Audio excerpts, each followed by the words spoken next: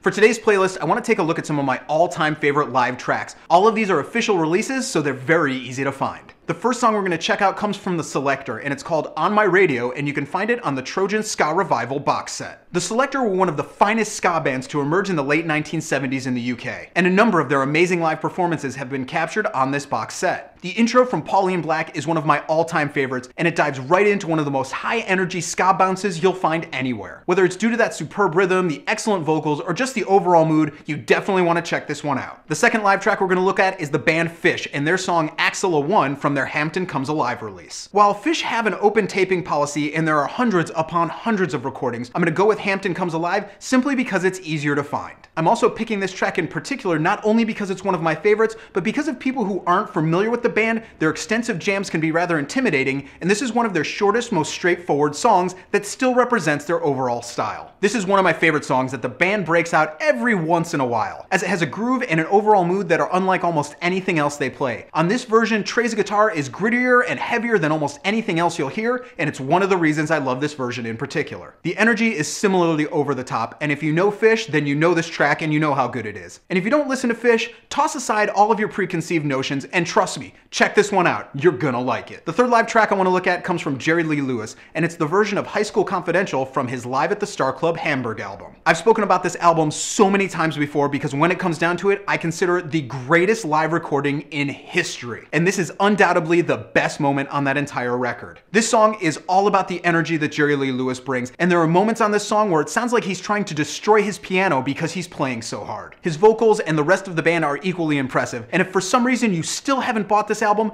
check out this single track. I guarantee you'll want to hear the whole thing. Switching over to albums, we're going to check out one of my favorite live recordings that's come out recently, and it's The Clash's Live at Shea Stadium. Recorded when the band was opening for The Who on October 13th, 1982, this captures The Clash at the tail end of their strongest musical period. For those of you who only know the big singles from The Clash, the versions of London Calling and Should I Stay or Should I Go you'll find here are particularly good. And for those of us who worship at the altar of Joe Strummer, the versions you'll find here of Magnificent Seven, Police on My Back, and Clampdown are absolutely destructive. And the overall audio quality throughout is breathtakingly good. So whether you're into punk, rock and roll, or just good music in general, you're definitely going to want to check this one out. Remember, there's a reason The Clash were called the only band that matters. The final live piece we're going to look at is the complete 1961 Village Vanguard recordings from John Coltrane. Finally, in 1997, Coltrane fans were delivered this phenomenal box set, bringing together all of the previous Vanguard releases, as well as giving you the missing tracks. Clocking in at nearly 4.5 hours of total music, this gives you a number of different lineups featuring the likes of McCoy Tyner, Elvin Jones, Eric Dolphy, Reggie Workman, and Jimmy Garrison, among a few others. The renditions of songs like Spiritual and Greensleeves that you find here are outright definitive, and the takes of India and Chase in the Train are as good as jazz music gets. Terms like gorgeous, moving, genius, and breathtaking simply don't do justice to the music you'll find all across this. All I can say is that this album is beyond required listening. You have to own it. So there it is, a couple of my favorite live recordings and singles. Be sure to check back here every single Sunday for more music recommendations, and be here every day for all the music news, reviews, and knowledge you'll ever need.